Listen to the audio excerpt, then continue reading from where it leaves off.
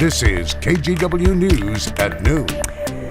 Good afternoon, everyone. I'm Nina Melhoff. Thank you for joining us. We are learning more about the young woman shot and killed at a Peace Health Medical Center clinic earlier this week.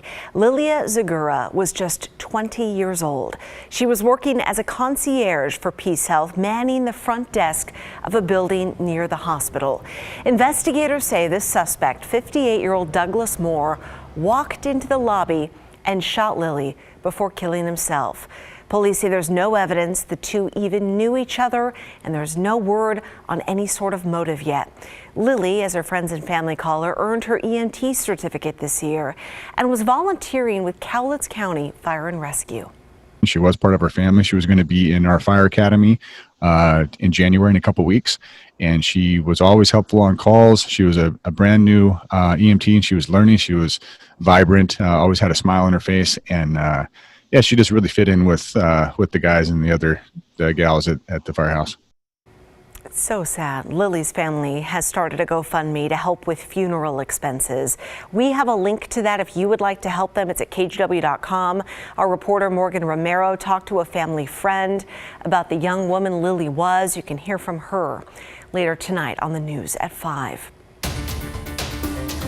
Now to the latest on the federal stimulus bill, and House Speaker Nancy Pelosi says Democrats will vote on a new measure on Monday, providing direct payments they want of $2,000 to many Americans. Well, that comes after House Republicans blocked efforts today to raise the payments included in the already passed stimulus bill, currently set at $600.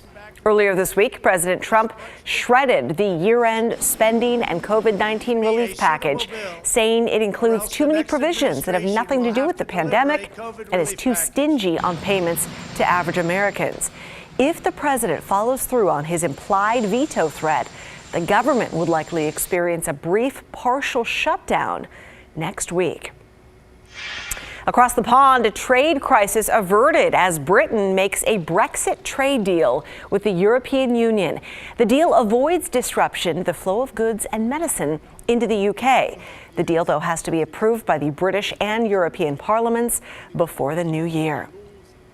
Coronavirus warnings aren't keeping some Americans from traveling for the holiday, and airports like this one in Miami saw long lines. AAA estimating 85 million Americans are heading out to visit friends and family. Most are driving, but the TSA says they have screened 5 million travelers in the last 5 days. We checked in with PDX yesterday. Things were not very busy. The Port of Portland expects 20,000 travelers each day now through Sunday. 2 days before Christmas last year, PDX saw around 57,000 travelers.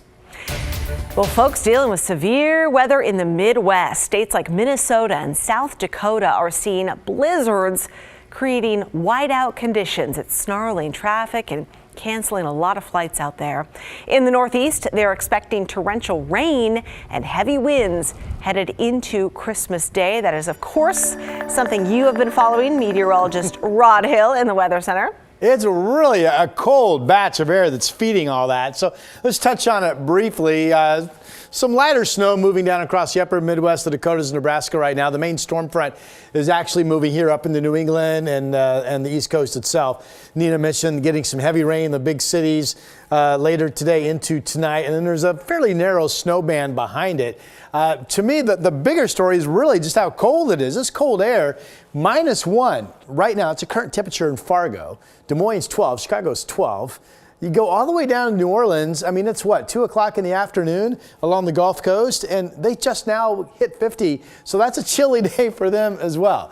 Temperature is 50 on the back side of that. Denver is nice, and our weather a little cool, but not too bad this afternoon. What about traveling here locally? You know, yesterday all that sun and we had enough warm temperatures up in the Cascades to melt all the snow and ice off of the passes. It's another beautiful sunny day up there. In fact, Timberline warmer than 24 hours ago. They're up to 43.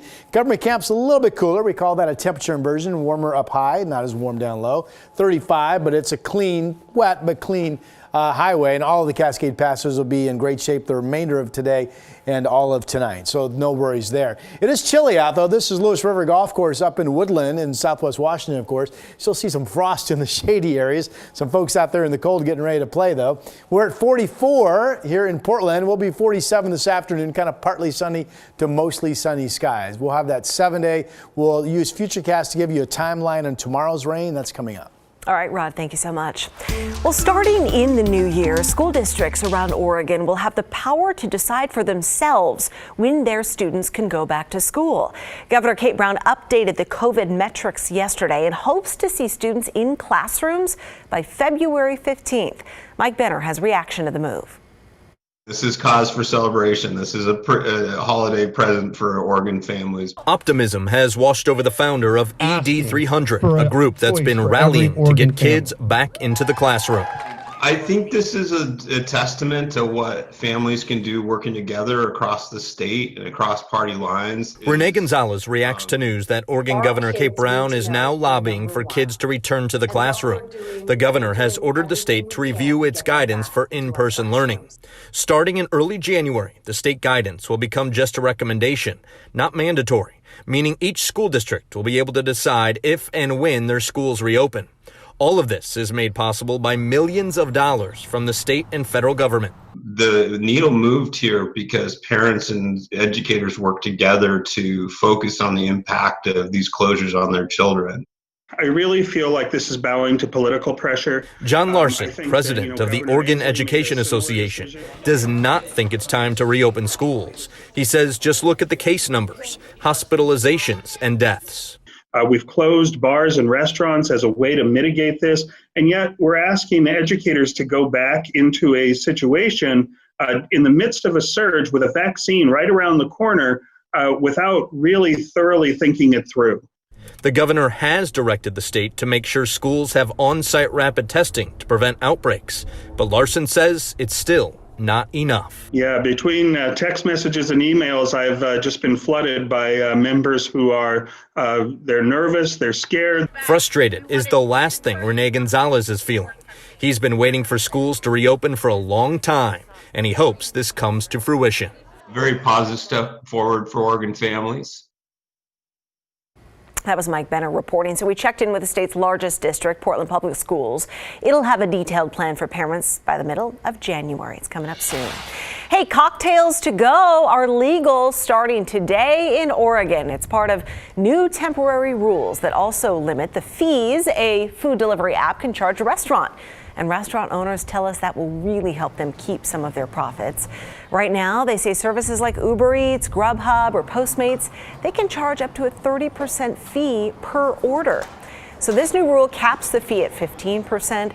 The city of Portland already has a 10% cap. In order for us to sell anything on the to-go sites, be that Uber Eats or Postmates or Grubhub or any one of those, we have to raise the menu prices on that site. Otherwise, there's no point in us even doing it at all. We're just trying to stay in business, and they need us and we need them. So let's just get through this shutdown and then things could go back to normal, hopefully. So you customers are the ones likely to see this change passed on. Uber Eats, for example, already charges a City of Portland ordinance fee on each order to make up for the cap the city imposed earlier this year. With the rollout of the COVID vaccine, scammers are, of course, trying to take advantage, from selling fake doses online to trying to charge you money with false promises. Kristen Severance shows us what to look out for. Law enforcement officials in Europe shared this bogus ad for a fake Pfizer vaccine they found online. It cost 0.06882 Bitcoin, or about $1,300. Then the FDA sent a warning letter to a Seattle man, an owner of North Coast Biologics in Seattle, for advertising, quote, unapproved and misbranded products related to COVID-19 after he claimed he had the vaccine and has given the shot to 12 people. In fact, the FDA has sent warning letters to 152 companies about fraudulent coronavirus disease products. Experts say it will only get worse with people desperate to get the vaccine. Law enforcement is warning that you could see tons of these ads and that people could end up getting hurt from this. Carrie Tomlinson, a cybersecurity and tech journalist with Archer News Network, said there are 3 things that can happen if you fall for one of these ads. So possible options: fake ad and your money is stolen. Another option, the liquid that they give you doesn't work. You think you're protected, you get exposed to the virus, you end up with nothing. They give you a liquid that is actually harmful, could make you sick or even kill you. Not a lot of good options. And the FBI put out a warning saying it's a scam if you're asked to pay out of pocket for the vaccine, you're asked to pay to get on a waiting list, you see an advertisement for the vaccine online, or a marketer offers to ship you doses for money. Bottom line, if you see the COVID-19 vaccine for sale online, it's fake. Good information for everyone.